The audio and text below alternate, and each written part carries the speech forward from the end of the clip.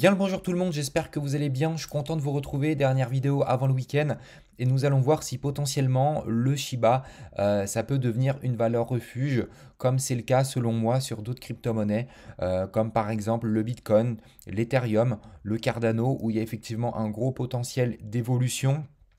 À comparaison de l'or, par exemple, qui a été une valeur refuge durant des décennies, des années et des années. Et moi, je pense que les crypto-monnaies sont en train de prendre le relais et que l'or, effectivement, est en train d'être délaissé progressivement, petit à petit, même si bien entendu, ça ne va pas se faire du jour au lendemain. Certains d'entre vous m'avaient posé cette question et c'est vrai que ça m'a vraiment interpellé. Donc du coup, je me suis moi-même remis en question sur le sujet. Et je pense que le Shiba pourrait à terme, hein, donc je dis pas demain, mais je dis à terme, pourrait devenir une valeur refuge, bien entendu, euh, comme c'est le cas sur le Bitcoin. Alors, qu'est-ce qu'on a aujourd'hui sur le marché? Donc déjà, les holders, ça se maintient. Il n'y a pas vraiment d'évolution. On a un marché à la baisse, une capitalisation boursière à la hausse, un volume d'échange, oui, à la hausse, liste de suivi de plus en plus d'ajouts. Bon, toujours à la 13e position, donc c'est plutôt bien.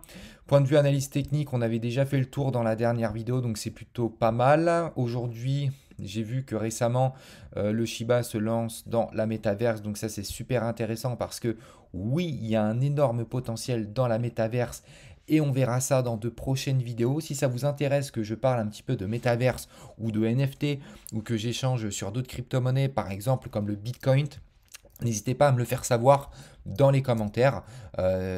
C'est avec plaisir que justement je pourrais réaliser des vidéos sur le sujet, voilà, des NFT, de la métaverse et bien d'autres crypto-monnaies. Donc, on va surtout faire de l'analyse technique aujourd'hui. Petit point technique, on est toujours sur une tendance baissière. Donc moi, vous savez que j'utilise la bande de Bollinger et le RSI. Donc on va voir ce que ça donne.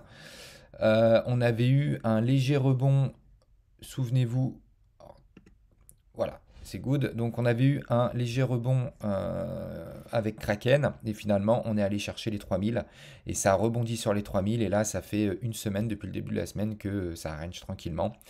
On a eu réellement trois rebonds, donc un premier, un deuxième, un troisième ici. On peut voir que bon bah là ici il y a eu Kraken qui a propulsé. Là, c'était également un listing. Voilà, en fait, chaque rebond, c'est un listing. Mais quand il est allé chercher son ATH, effectivement, bah, il n'y avait pas forcément de listing, il n'y avait pas de news. C'est pour ça que je dis que les crypto-monnaies, ça peut être imprévisible et que du jour au lendemain, il peut y avoir un tweet et ça peut péter à la hausse. Parce que ce qui est étonnant, c'est que le marché, il y a d'excellentes nouvelles et il réagit pas tant que ça en fait. Quand on regarde, il y a de bonnes nouvelles, il y a eu voilà, là ça a été officiel, on en avait déjà parlé. L'un des plus gros détaillants d'informatique au monde accepte le Shiba Inu, donc c'est plutôt assez intéressant, mais le marché ne réagit pas. Donc moi je pense, enfin, j'irai pas dire que c'est manipulé, j'irai juste vous dire que comme dans toute crypto, comme dans tout marché, ça fonctionne toujours de la même façon en fait. Les crypto-monnaies, attention, il faut comparer ce qui est comparable. Les crypto-monnaies n'ont rien à voir avec le marché du forex, des indices ou des matières premières. C'est des marchés différents, ils réagissent totalement différemment. Le seul point positif dans tout ça, c'est qu'il y a un graphique, il y a de l'analyse technique et il y a de l'analyse fondamentale. Mais après, chaque marché réagit différemment. Et les crypto-monnaies, c'est super imprévisible. Là, on voit que quand il y a eu la hausse, il y a eu quelques tweets, mais il n'y a pas eu de gros listings. Et nous, on pense que c'est les gros listings qui vont faire bouger le marché. Quand là, on voit Kraken qui a ok, une petite correction et ensuite on est allé chercher les 3000. Euh, j'ai même des doutes maintenant, pour être honnête avec vous, savoir si Robinhood va être capable de relancer le marché, de faire carrément un retournement de tendance. Je suis honnête, j'ai des doutes. Je pense pas que ça va suffire. Ici, il n'y a pas eu de listing de Robinhood, il n'y a pas eu de listing de Kraken. Ici, au début, il y a eu le listing de Coinbase qui a effectivement propulsé une légère hausse. Ensuite, ça a stagné. Mais là, ici, de mémoire, il y a eu un tweet de Musk. Voilà. Donc, Moi, je pense que ça peut partir à la hausse du jour au lendemain. Et pour retourner sur ce qu'on disait effectivement sur la valeur refuge, tous ceux qui se sont positionnés au début, ils ont eu leur token à des prix qu'ils pourront plus jamais avoir par la suite. Pourquoi? Parce que pour avoir le même prix, il faudrait que le Shiba descende au même prix. Et moi, encore une fois, c'est que mon avis, hein, je ne suis pas devin, voilà, je peux me tromper, je me suis déjà trompé plein de fois, je reconnais totalement, on a tous des torts, mais ce que je veux vous dire, c'est que là, pour moi, le marché, en fait, c'est un comportement normal. Il y a une tendance baissière, et par la suite, pour X ou Y raison, il y aura une tendance haussière. Mais je pense vraiment pas, absolument pas, que le Shiba va redescendre à 5,0, 6,0. Ça, ouais, ça par contre, j'y crois pas du tout. Je peux me tromper. Quand on regarde les autres marchés que nous avons effectivement, le Bitcoin, attention, je ne suis pas en train de comparer le Shiba au Bitcoin, hein, comprenez-le bien. Le Bitcoin, l'Ethereum, le Solana, le Cardano, le Ripple, Polkadot, bref, j'en passe, et même le Doge, tous ont eu un début dans les marchés. Tous. Quand on a eu le Bitcoin à quelques euros, il est monté d'un coup. Et l'avoir à quelques euros, après, c'était plus possible. C'était quelques centaines d'euros, quelques milliers d'euros, quelques dizaines de milliers d'euros. Et bientôt, ce sera peut-être quelques centaines de milliers d'euros. Vous voyez, donc là, le Shiba, pour moi, c'est pareil. On a pu l'avoir à 6-0 pour ceux qui l'ont eu, 5-0, 4-0, 3-0. Il y a des corrections. Effectivement, on peut passer de 7000 à 3000. Ok, soit c'est possible, mais de passer de 3000 et claquer encore 1-0, enfin de récupérer 1-0 ou 2-0, ça j'y crois pas tellement. Surtout qu'on est dans le top 10, on a une capitalisation boursière qui est quand même assez solide, on a une communauté qui est relativement engagée. C'est juste que les tendances baissières et les tendances haussières, ça fait partie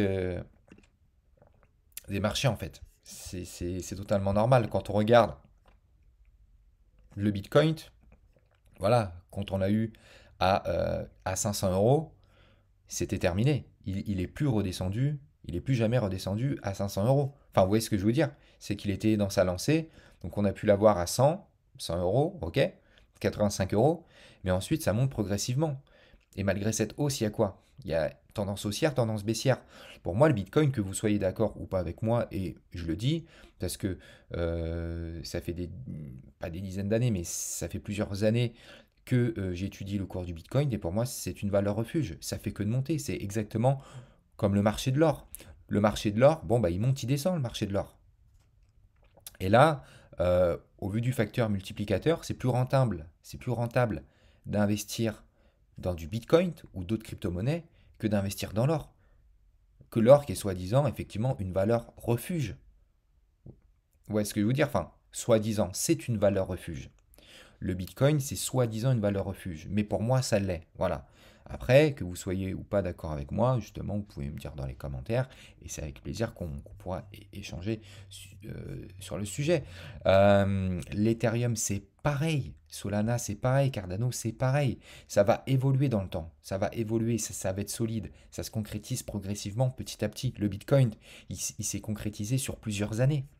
Et ben, ce sera pareil sur les autres crypto-monnaies. Donc, bien entendu, je ne suis pas en train de vous dire que sur les 15 498 crypto-monnaies, ça va se concrétiser. Mais sur beaucoup de crypto-monnaies, ça va être du concret et ça va se transformer en valeur refuge. Et on a l'exemple sur le Bitcoin. Et moi, je pense à titre perso que le Shiba, en 13e position actuellement, va intégrer le top 10 et que dans quelques années, on pourra en parler comme une valeur refuge. Voilà. Donc, je pense que vous avez mon avis sur la question. Si vous avez des remarques ou des suggestions, n'hésitez pas à partager dans les commentaires. Si vous souhaitez que je fasse d'autres vidéos pareilles, n'hésitez pas à me le dire. On peut même parler par la suite des NFT ou de la métaverse. Dites-moi si ça vous plaît, justement, si ça vous plairait que je fasse ce type de vidéo. Et puis, bah, un petit like, ça fait toujours plaisir. N'hésitez pas à vous abonner. Et surtout, le plus important, je l'ai déjà répété plein de fois, c'est la petite cloche pour ne pas louper la prochaine vidéo. Et sur ce, je vous dis à très bientôt. Ciao, ciao.